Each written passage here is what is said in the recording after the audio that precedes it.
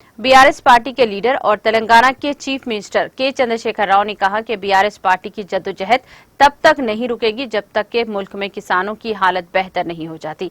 CM KCR ने महाराष्ट्र के नांदेड़ में बीआरएस पार्टी की तरबियती कैंप का इफ्तिताह किया। बाद में उन्होंने बीआरएस परचम की नकबकुशाई अंजाम दी। महानी के पोर्ट्रेट को खराज अकीदत पेश किया गया। इस मौके पर गुफ्तगू करते हुए वज़ीर आला ने इस बात पर तशवीश का इजहार किया कि आजादी के 75 साल बाद भी मुल्क के मसाइल हल नहीं हो सके हैं।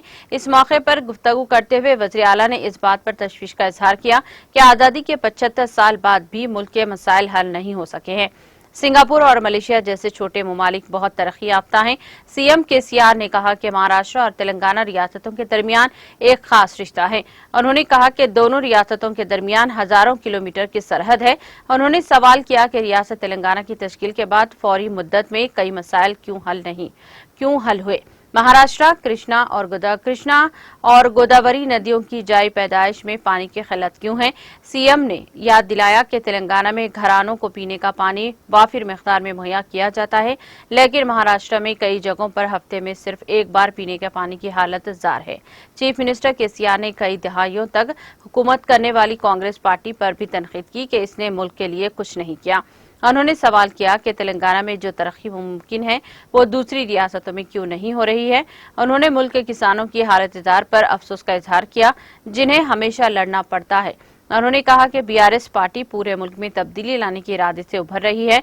उन्होंने कहा कि बीआरएस की लड़ाई उस वक्त तक नहीं रुकेगी जब तक मुल्क का किसान बेहतर नहीं हो जाता।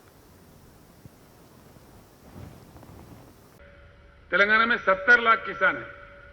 इन 70 लाख किसानों का पूरे बैंक अकाउंट सरकार के पास है। जो 10,000 पर एकड़ निवेश के लिए दे रहे हैं, वो किसी को कोई दफ्तर जाना, किसी को दरखास्त देना, किसी दलाल को रिश्वत देना, ऐसी कोई जरूरत नहीं है। दफ्तर जाना ही नहीं पड़ता है। सरकार सीधा हैदराबाद में डालता है पैसा उनके अकाउंट में, सीधा किसान के बैंक अकाउंट में जाता है। ना कोई दफ्तर, ना कोई दरखास्त, ना कोई दलाल, ना रिश्वत, कोई चीज नहीं है। सीधे ही फाइनेंस सेक्रेटरी वहां डाल देता है, सीधा हमारे बैंक में पैसा आ जाता है। जब पैसा आता है, हमारा किसान लोग बड़ा मजाक करते हैं, कैसे आ रहे पैसे, बल्कि मैं जब पूछ रहा हूं सभा में, साहब सेलफोन लगातार बज रहे, पूरा मैसेज जाता है उनको 3 जगह से। एक मेरा मैसेज जाता है, एक एग्रीकल्चर डिपार्टमेंट का जाता है, एक बैंक का मैसेज जाता है, भाई आपका इतने पैसे अकाउंट में आ गए, देख लेना, ऐसा जाता है। पैसे हम किसान का हमने बीमा कर दिया, और बीमा का जो प्रीमियम होता है पूरा सरकार भर देती है। वो एलआईसी का बीमा है, कोई चिल्लर पलर कंपनी नहीं है। एलआईसी में बीमा कर दिया। बीमा के समय उनको पूछते, अगर आपको कुछ हो जाए तो ये पैसे जो सरकार दे रही है कहां जाना चाहिए, किसको देना चाहिए। वो उनका धर्मपत्नी का नाम लिख सकता है, कोई मां का नाम लिख सकता है, कोई बेटा का नाम लिख सकता है, वो इनका इच्छा है। किसी किसान का एक्सीडेंट नहीं, सामान्य रूप से भी उनका देहांत हो जाता है, नेचुरल डेथ भी है, उनका क्रियाक्रम पूरा होने से पहले 100% 7-8 दिन के अंदर 5 लाख का चेक किसान का जो नामिनेट किया उनका घर पहुंचता है। यहां पे भी कोई दफ्तर जाना नहीं है, कोई दरखास्त देना नहीं है, अपने आप में पैसे चले जाते हैं। ऐसे आज तक 1 लाख किसानों के घर ये सहाय पहुंचा है। 1 लाख किसानों को 5,000 करोड़ रुपए इन मरा हुआ किसानों के बीच, उनके फैमिलीज के बीच वितरण किया गया है। ये रिकॉर्ड है, कोई भी देख सकता है। ये बात महाराष्ट्र में क्यों नहीं हो सकता? हो सकता कि नहीं हो सकता? ये हो जाएगा बीआरएस सरकार में, महाराष्ट्र बिहार सरकार में, पक्का। एक बात मैं आपसे कहता हूं, हमारा भारत देश बुद्धिजीवियों का देश है, बुद्धिमानों का देश है। ये बुद्धुओं का देश नहीं है। ढंग से अगर कहा जाए, ढंग से अगर अपनी बात पहुंचाई जाए, भारत सही जवाब देता है। भारत, इंडिया रिएक्ट्स, भारत प्रतिक्रिया बताता है।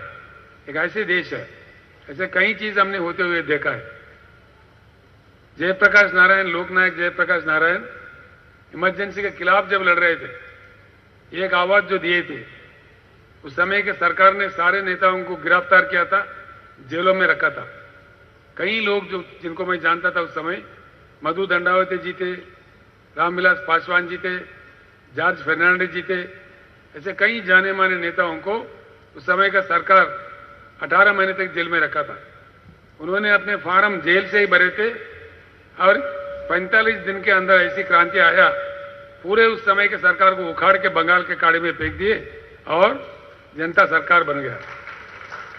ये आप सभी ने देखा है, होते हुए देखा है। और जैसे जनता पार्टी वालों ने गलीज काम किया, 2 साल के अंदर फिर भारत फिर रिएक्ट हुआ, फिर अपना प्रतिक्रिया दिया, फिर इनको निकाल के फेंक दिया, फिर इंदिरा गांधी को लाकर बिठा दिया।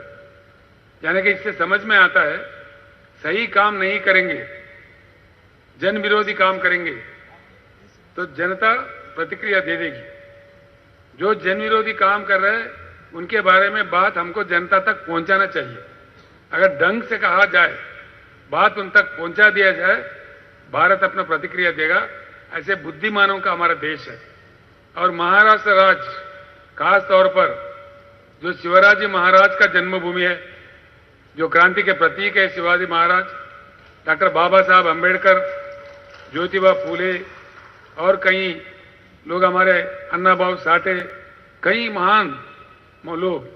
अन्ना भाऊ साठे के तो लोग रशिया में जो मार्क्सिम गोर्की थे, महाराष्ट्र के गोर्की मानते हैं। उन्होंने इतने कहानियां लिखे हैं, नॉवेल्स लिखे हैं, जो लोगों में आए हैं, बहुत प्रचलित भी हुए हैं।